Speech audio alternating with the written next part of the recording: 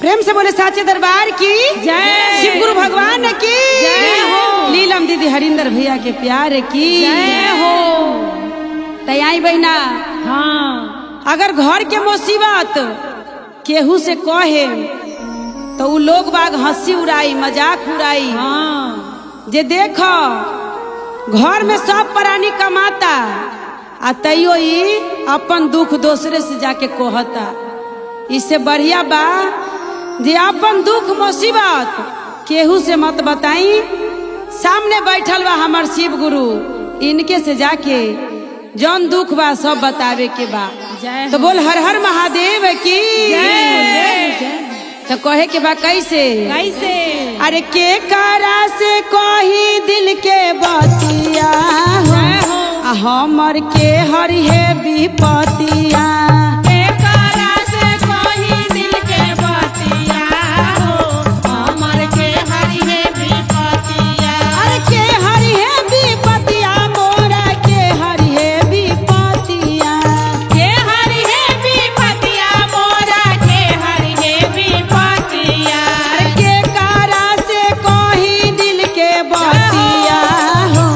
हमर के हरि है विपतिया, एकरा से कही दिल के बतिया हो, हमर के हरि है विपतिया।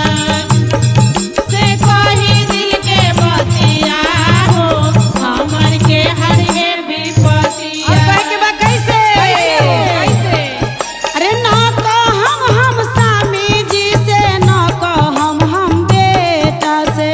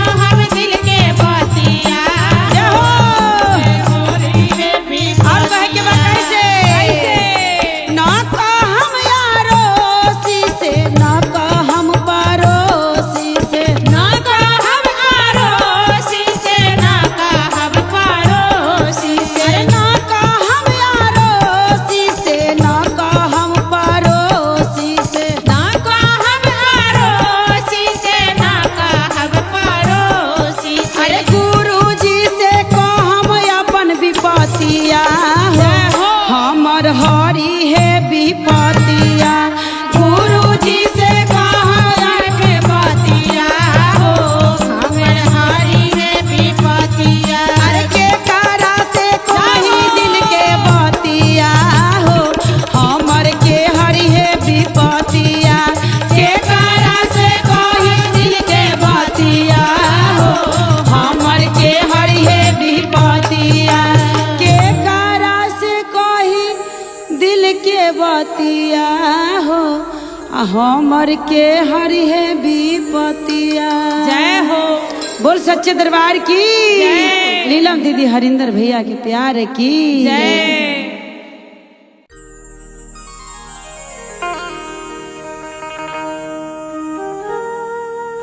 प्रेम से बोले साचे दरबार की जय, थावे वाली मैया की जय हो, अपना अपना मैया की जय।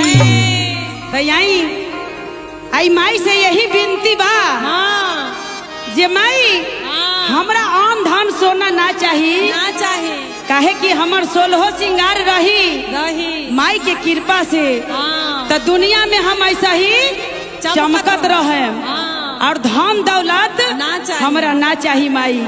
तो माई से यही विनती बा, कहे के कैसे हो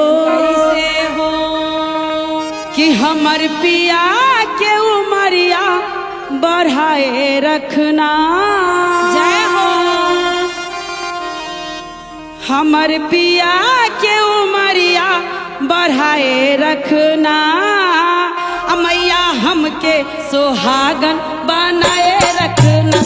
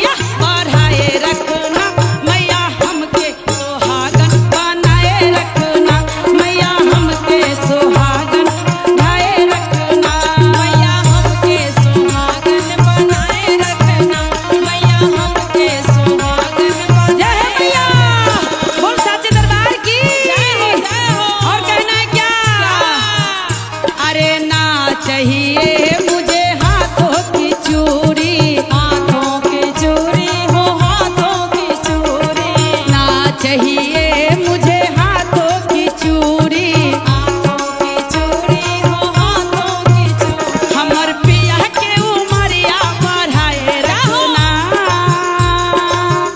मोरा पिया के उमरिया बढ़ाए रखना, दया हमके सोहागिन बनाए रखना, मैया हमके सोहागिन बढ़ाए रखना, मैया हमके सोहागिन बनाए रखना, मैया हमके सुहागिन बनाए रखना।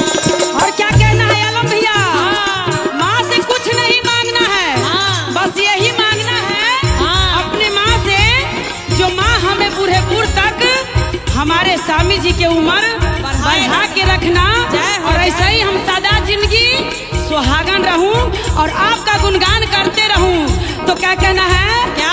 ना चाहिए मुझे आंखों की काजल, आँखों की काजल हो आँखों की काजल, ना चाहिए मुझे आंखों की काजल, आँखों की काजल हो आँखों की काजल। हमर सजना के उमरिया बढ़ाए रखना, हमर पिया के उमरिया बढ़ाए रखना, मैया हमके सोहागन बनाए रखना, मैया हमके सोहागन बनाए रखना, मैया हमके सोहागन बनाए रखना, मैया हमके सोहागन बनाए रखना, मैया हमके सोहागिन बनाए रखना।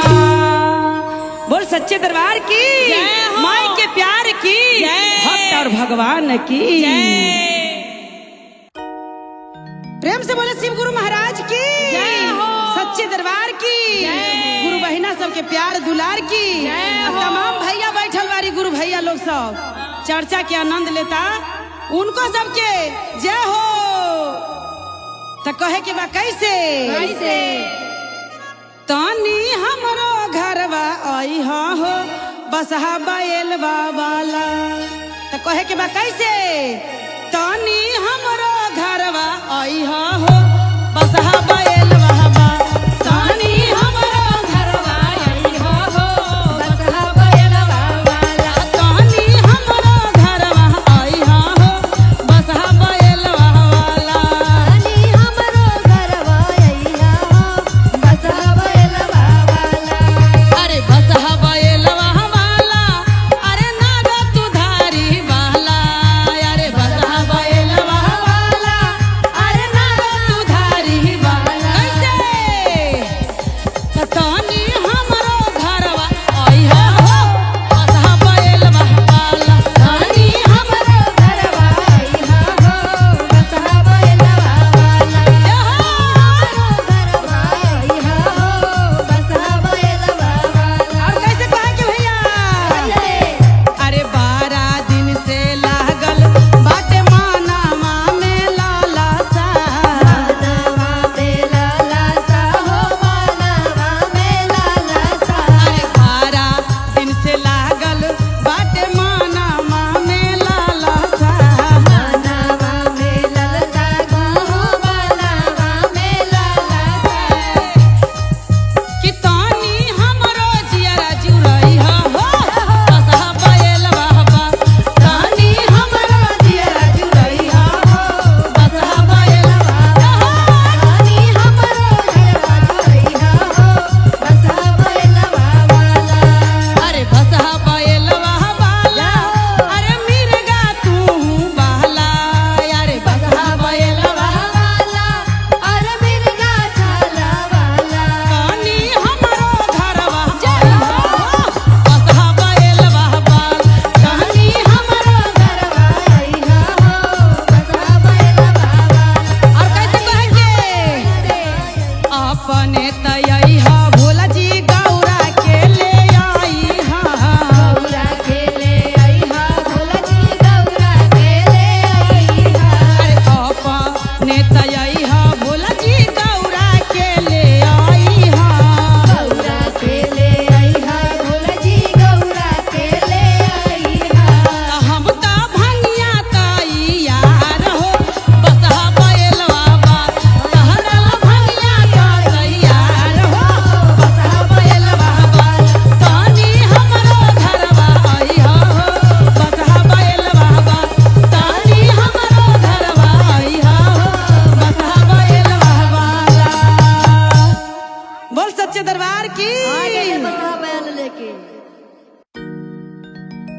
से बोले शिव गुरु महाराज की गौरा मैया की लीलम दीदी हरिंदर भैया के प्यार दुलार की तैयाई ई जीवन में जीवन बड़ा अनमोल बा एक बार मनुष्य में जन्म होला दोबारा ना होला तो यही धरती पर सब कुछ करे के बा पाप और पुण्य सब यह धरती पर होला आ जितने पुण्य करम जितने हमार गुरु जी में ध्यान लगा उतने न जाने कहां से कहां जाए उतने सदगति मिली उतने संगति मिली और संगति करी शिव गुरु से तो कहे के बा कैसे हो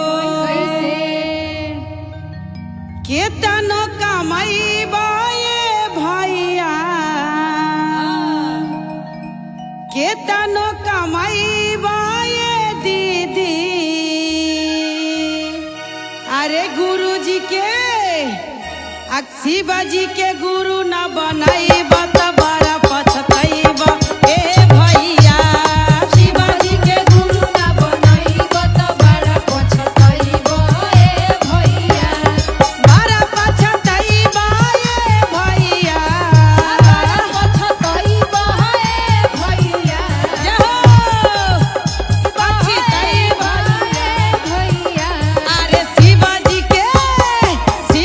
के गुरु न बनाई बता बड़ा पछतैबा ए भैया शिव जी के गुरु न बनाई बता बड़ा पछतैबा ए भैया शिव जी के गुरु न बनाई बता बड़ा पछतैबा ए भैया और का कहे के बा भैया कैसे तनी राउरो शिव जी के गुरु बना ली आ इधर उधर मन मत भटकाई श्री धामे में रही तबे गुरु जी दया बरसाई त कहे के बा कैसे महल अटारी काम नहीं आई है काम नहीं आई है हो काम नहीं आई है पैसा और कौड़ी काम नहीं आई है काम नहीं आई है हो काम नहीं आई है अरे शिव जी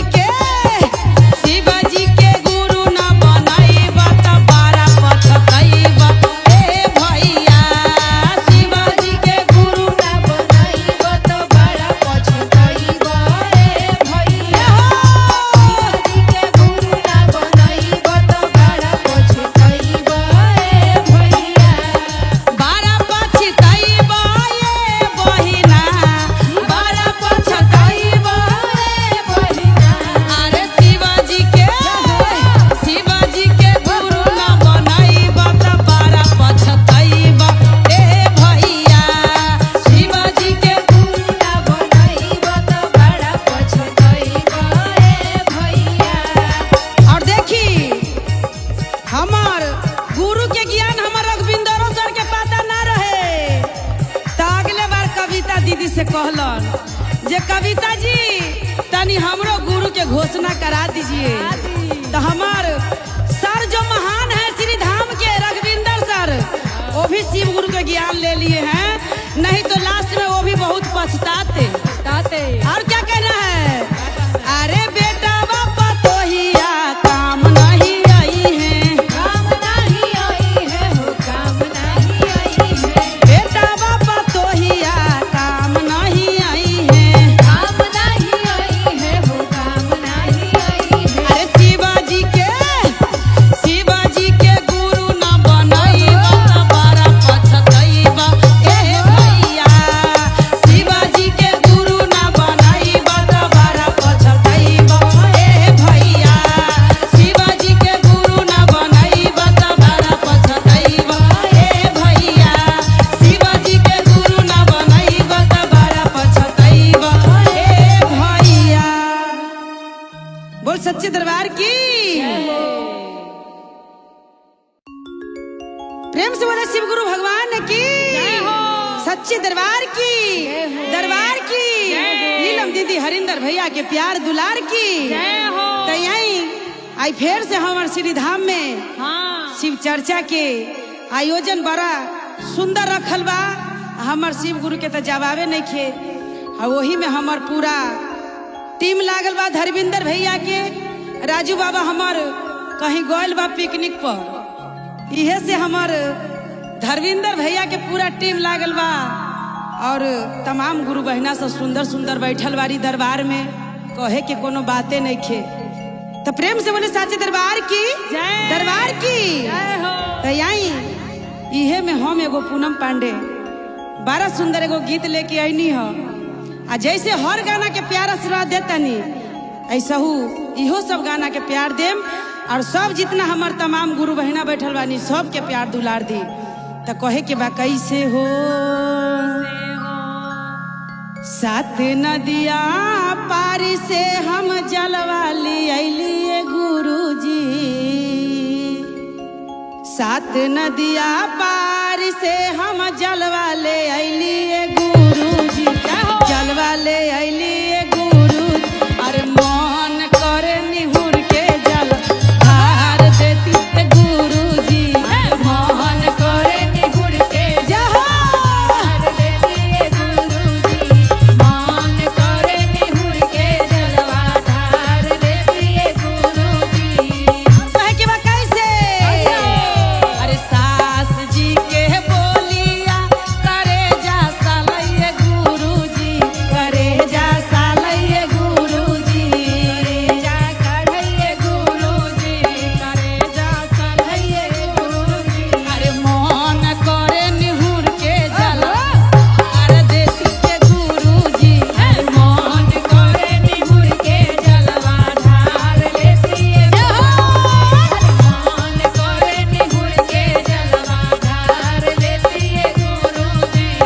और कैसे कहे के धर्मेंद्र भैया, अरे सात नदिया पार से हम भंगिया ले अलिए गुरुजी, धतरा ले अलिए गुरुजी, सात नदिया पार से हम भंगिया ले अलिए, हम भंगिया ले अलिए गुरुजी।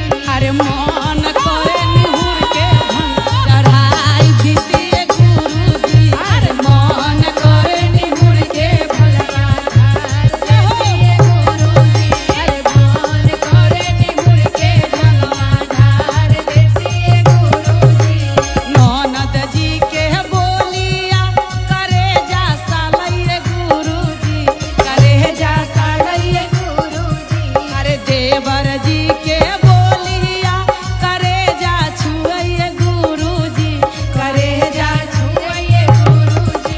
अरे मन करे धार देतिए गुरुजी, अरे मन करे निहुर के जलवा धार देतिए गुरुजी, मन करे निहुर के जलवा धार देतिए गुरुजी, अरे मन करे निहुर के जलवा धार देतिए गुरुजी। बोल सच्चे दरबार की,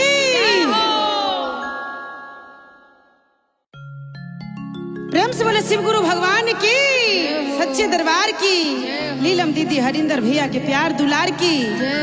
तो यही न जाने भोला जी ई जौरी टोना में का ऐसन गुण देखलन जे जाके एक के बार पर्वत पर कैलाश पर जाके बैठ गेलन, जे जितना कमरिया जाता चलते चलते उनका पैर में छाला पड़ जाता। और कहतरी भैया लोग कि ना जाने भोला जी कितना ऊपर पर्वत पहाड़ पर बैठल बा, सुइया पहाड़ पर। तो वही में कहे के बा कैसे हो, कौन गुण में पहिनी तीन गो जरिया में, कि तीन गो जरिया में, कि भोला जी बस गईनी पर्वत पहाड़िया में, कि भोला जी बस गईनी पर्वत पहाड़िया में, भोला जी बस गईली पर्वत पहाड़िया में। अरे कौन गुणवा पहिनी तीन गो जरिया में, हाँ हाँ जी जरिया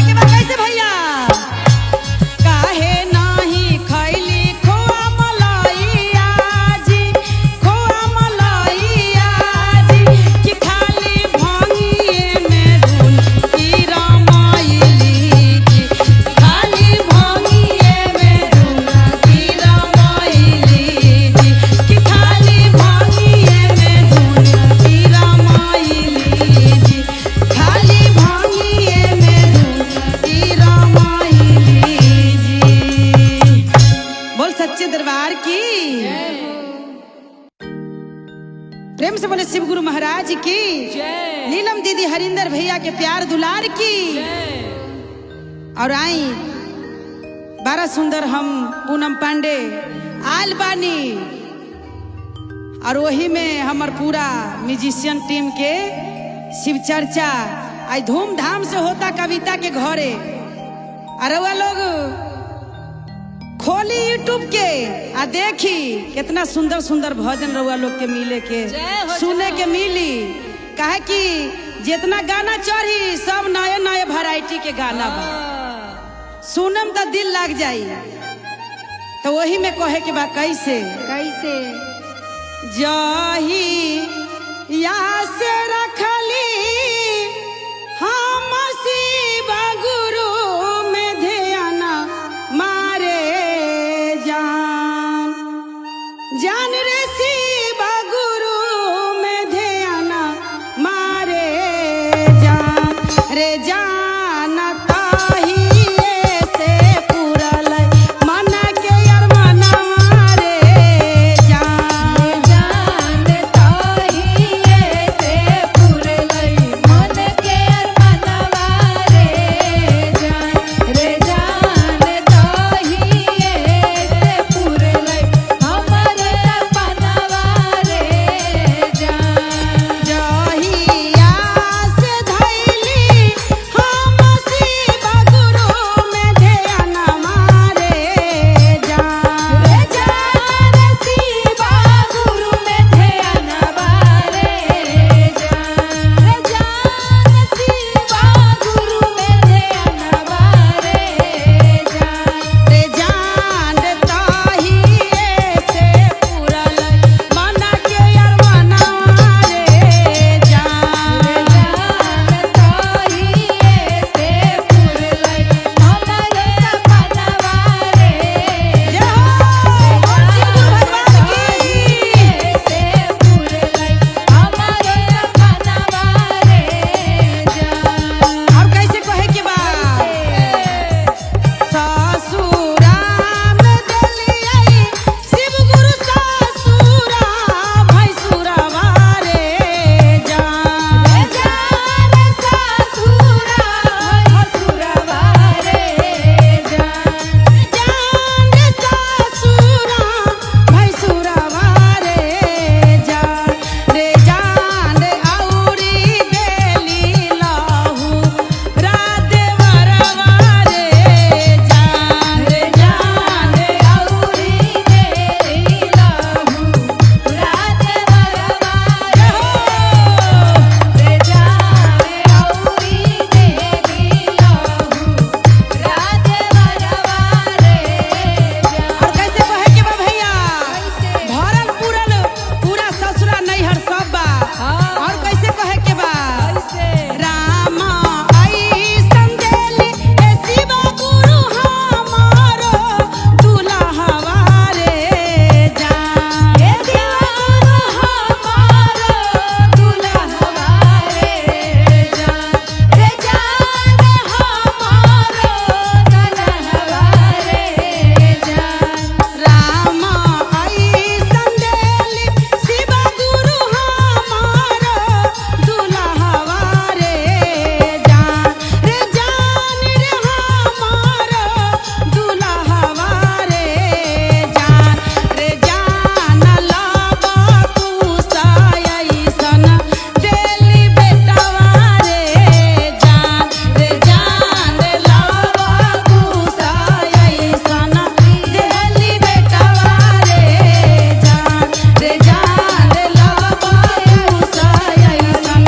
देली बेटवा रे जान रे जान लाबा कुसाय ऐसन देली बेटवा रे जान। बोल सच्चे दरबार की बोल शिव गुरु भगवान की कार्तिक गणेश की गौरा मैया की सच्चे दरबार की तैयारी भोला जी चर्चा में जा जाके आ सब शिष्या लोग के एकदम मन के पागल कर देले बा। जय हो शिष्या लोग घर में रुकते नहीं खियाब जहिया से ई शिव गुरु शिष्या लोग सबके पागल बना देले बा। यही में कहतारी शिष्या लोग भोला जी से कैसे हरविंदर भैया कैसे गजब कई दिहलाए भोला, गजब कई दिहलाए भोला, अरे जहिया से चरचा में आइला गजब कई दिहला ए भोला, अरे जहिया से चरचा में आइला गजब कई दिहला ए भोला, अरे जहिया से चरचा में आइला गजब कई दिहला ए भोला, गजब कई दिहला ए भोला, गजब कई दिहला ए भोला, अरे जहिया से चरचा में आइला दिहला ए भोला, अरे जहिया से चरचा में आइला गजब कई दिहला ए भोला, चरचा में आइला गजब कई दिहला ए भोला। और कहे के बा कैसे कैसे? अरे भोला जी के हाथों में डमरू शोभे, डमरू शोभे ओ डमरू शोभे, भोला जी के हाथों में त्रिशूल शोभे, त्रिशूल शोभे ओ त्रिशूल शोभे, अरे माथवा से बहे गंगा धार गजब ए भोला, अरे गंगा से बहे गंगा धार गजब कई दिहला ए भोला, अरे मलवा से बहे गंगा धार गजब कई दिहला ए भोला,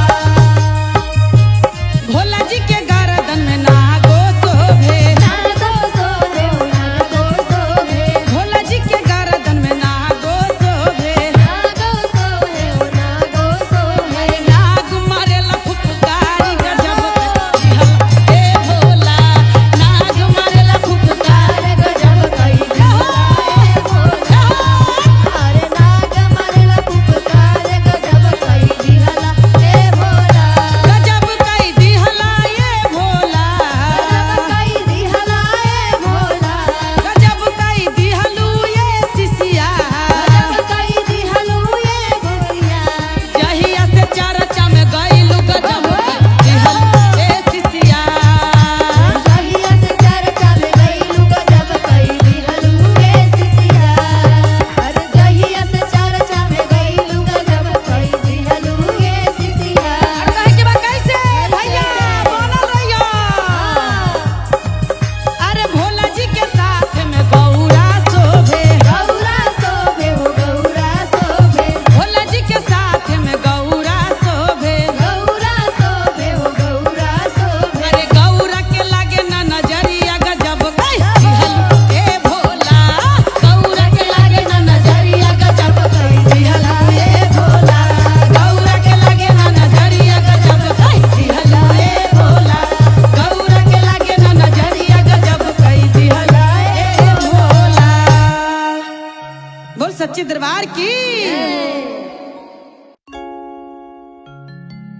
बोल शिव गुरु भगवान की, नीलम दीदी हरिंदर भैया के प्यार दुलार की, और तमाम दीदी लोग सब बैठल बानी, तनी शिव के शीश बन जाई, और हरिंदर भैया नीलम दीदी रांची में रहतनी, उहे से कंगना इस शिव गुरु के बन के आवता, त जेकरा जेकरा लेवे के बाद जाई बैठल बानी, सब गोटा कंगना पेनी हाथ में, तो बोल साचे दरबार की।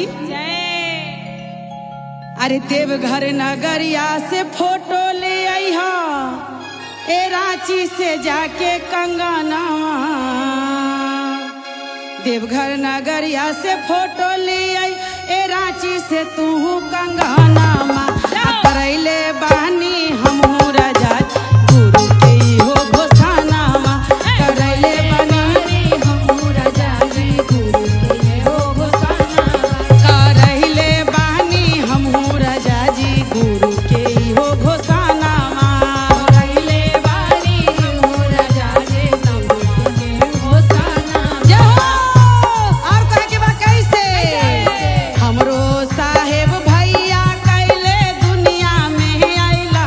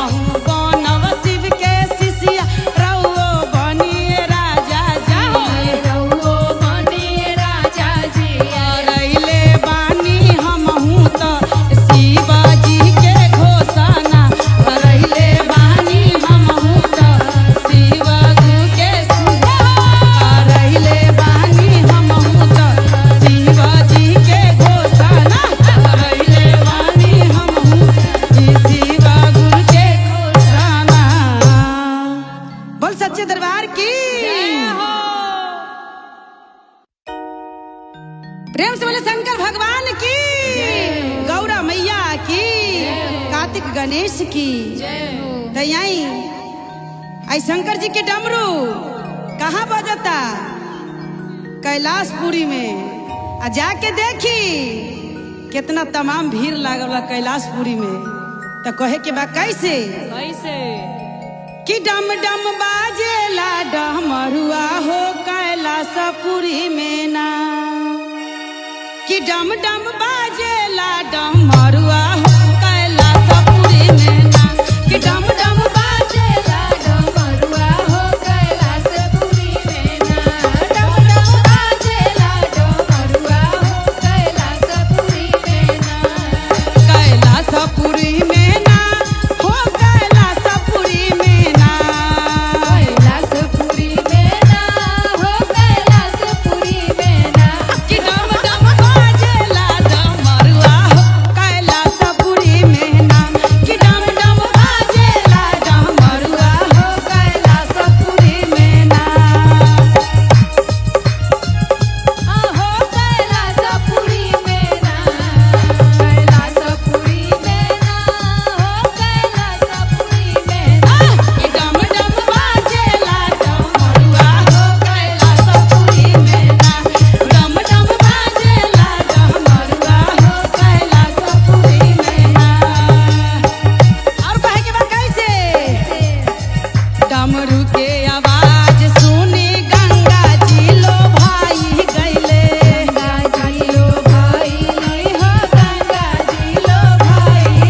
अरे डमरू के आवाज सुनी गंगा जी लो भाई गईले, गंगा जी लो भाई गईली, गंगा जी लो भाई गईली, कि उनका अंगों में समाइले हो कैलाशपुरी में ना, कि उनका अंगों में समाइले हो कैलाशपुरी में ना, डम डम डमरू बजैले हो कैलाशपुरी में ना। और कैसे कहे के भैया तनी भाव में आवा जय हो।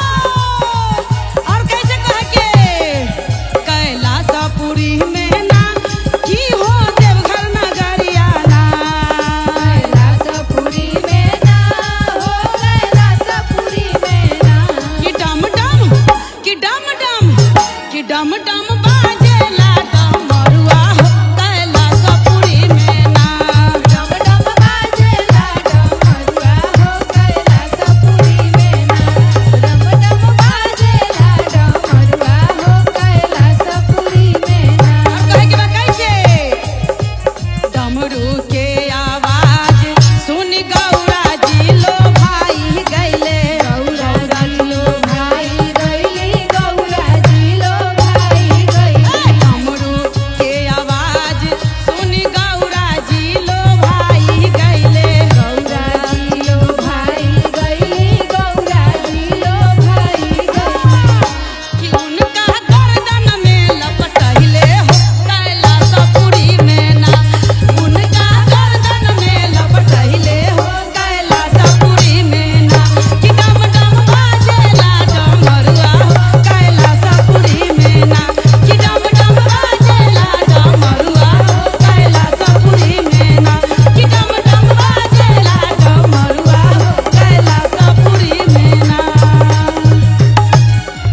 जय हो जवाब नहीं भैया। क्या बात है, क्या बात है। बोल सच्ची दरबार की।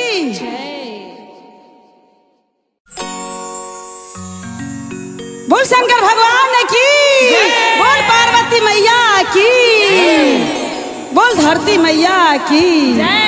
तो देखी 12 दिन से कहतानी अपना घर वाला के, क्या कहता नहीं हो? कि ये शंभू जी जाई देवघर के मेला बड़ा जोर में लागता, आ हुआ के सुनतानी जे बाबा धाम के पेड़ा बड़ा फेमस होला, फेमस होला। आ हमरा के बड़ा मन करता जे हम देवघर के पेड़ा खाइबे करब, लेकिन हमर शंभुनाथ तो मानते नहीं खे। क्या करिए बाबा राजू बाबा, कैसे कैसे के बनाई हम अपना शंभुनाथ जी के, कैसे तो कैसे आ कहनी जे ना जाम तो साथे चली खरीद के ले आम, तो का कहता चलो चला अभी कहनी हाँ जे चली ना तो कहता तू बुरोलो से घूमता, हम तो 4 व्हीलर से घूमे ना, तू तो बोलोरो से जा। तो बोल सच दरबार की तो कैसे? अरे देवघर के पेरावा